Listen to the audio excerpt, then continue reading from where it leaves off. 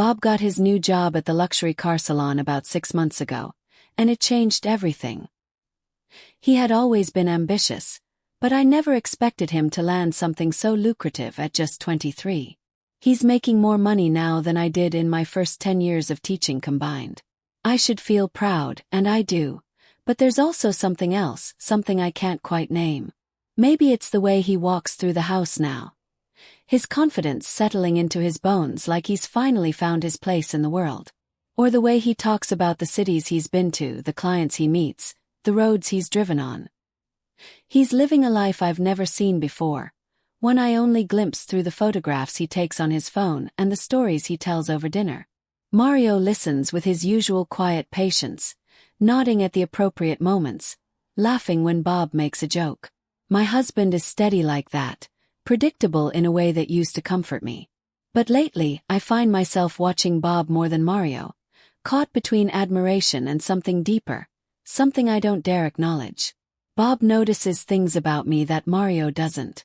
"Mom, your hair looks different," he said last week as we stood in the kitchen, his hand casually resting on the counter as he watched me chop vegetables for dinner. I glanced at him, caught off guard. "You think so?" He nodded, his gaze lingering just a little too long. "Yeah, it suits you." Mario, sitting at the dining table scrolling through his phone, didn't even look up. That night, I stood in front of the mirror longer than usual, studying my reflection. The hair wasn't new, just a slight change in the way I styled it. But Bob had noticed. The first time I really felt it, was on a Saturday afternoon. I had spent the morning grading papers and decided to treat myself to a new outfit. Something fun. Something that reminded me I was more than just a teacher, more than just a wife. I settled on a pair of fitted jeans and a sleeveless blouse, something casual but flattering.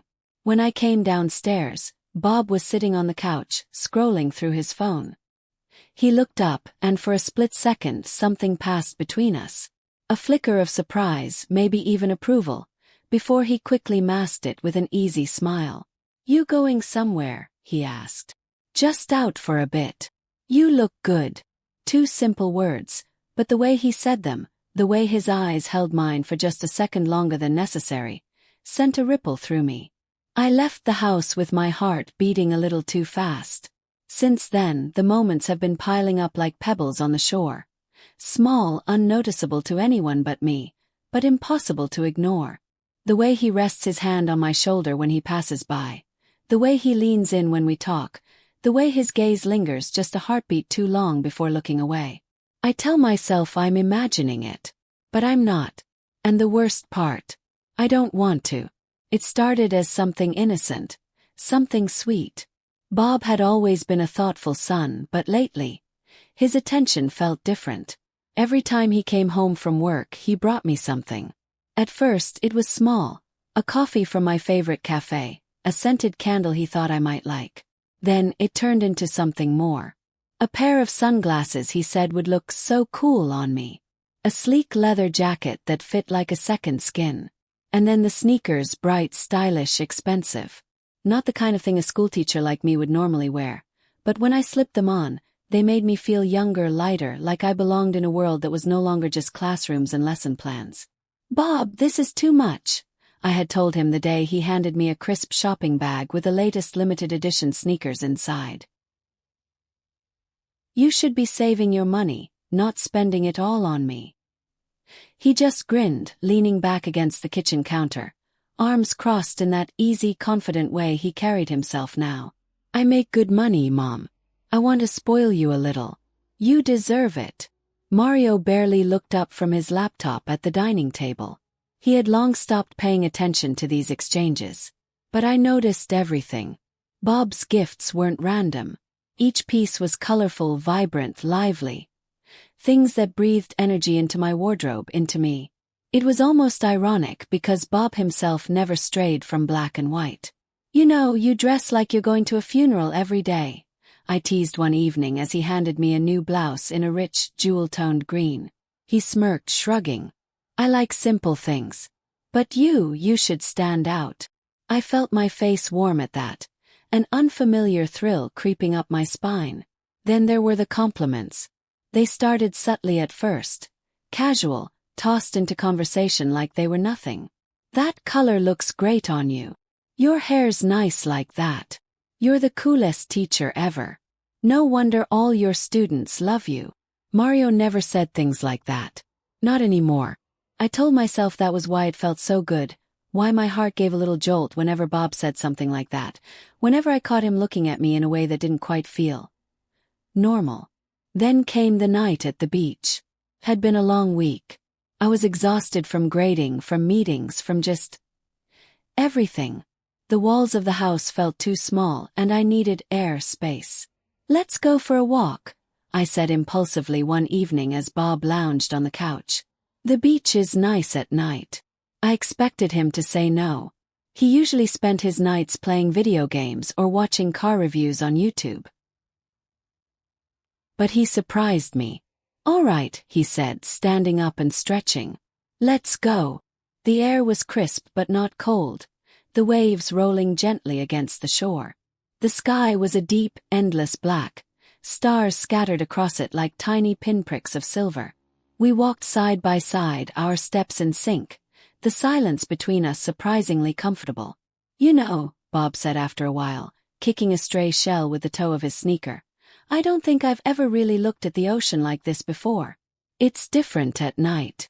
Peaceful, isn't it? Yeah.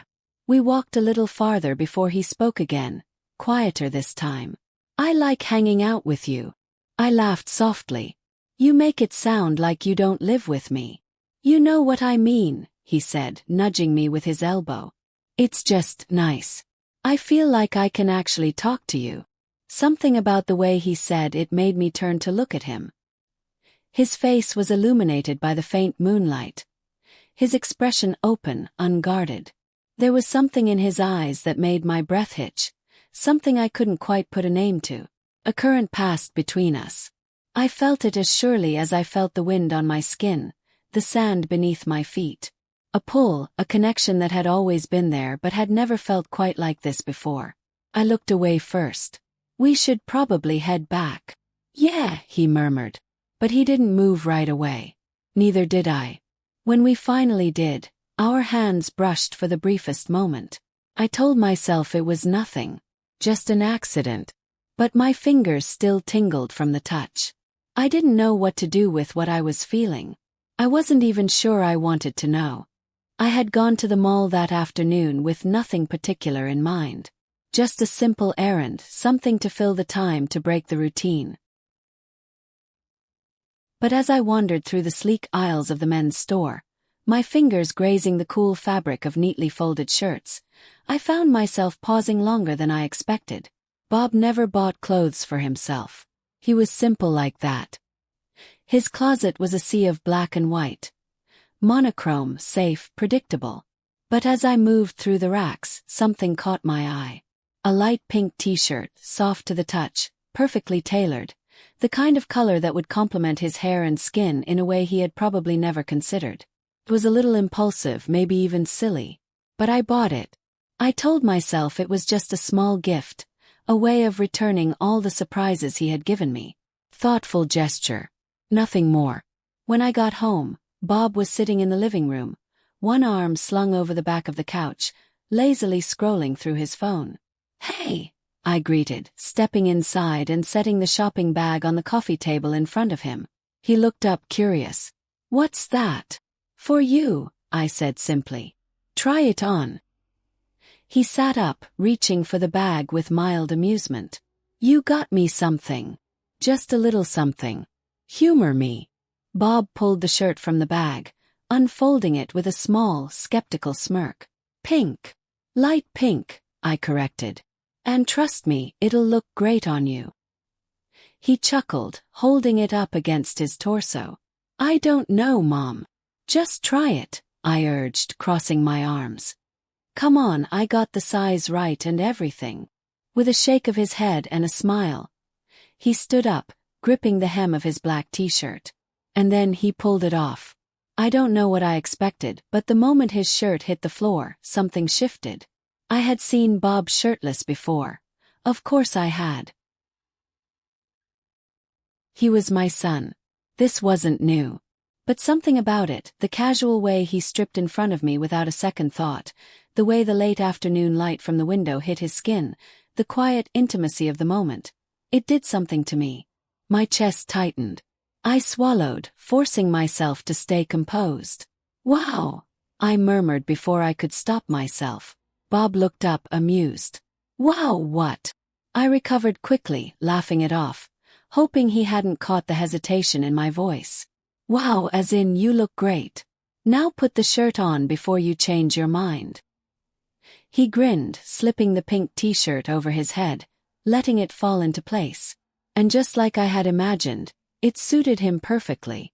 Bob turned to the mirror, tilting his head as he examined himself. He mused. "I actually like this." I smiled, relieved that he did. "Told you." He turned back to me, his eyes warm. "Thanks, Mom. This was really nice of you." Something in the way he said it made my breath catch for just a second. But then he was laughing, flexing his arms dramatically. "You think it'll make me look tougher?" I rolled my eyes, pushing his shoulder playfully. "Oh yeah, Bob. Nothing screams intimidating like pastel pink." He grinned, the moment light again. But later that night as I lay in bed, I found myself replaying that brief instant, the way my breath had caught, the way my heart had stuttered at the sight of him. I told myself it was nothing. Just a moment. Nothing more.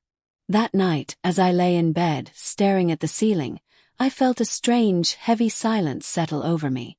It was the kind of silence that crept into the spaces between thoughts, between the rhythm of my breathing and the slow tick of the clock on the nightstand. Mario was beside me, already asleep. His back turned like always. I could hear his steady breathing, the faint sound of his occasional sighs as he drifted deeper into slumber. But my mind was elsewhere.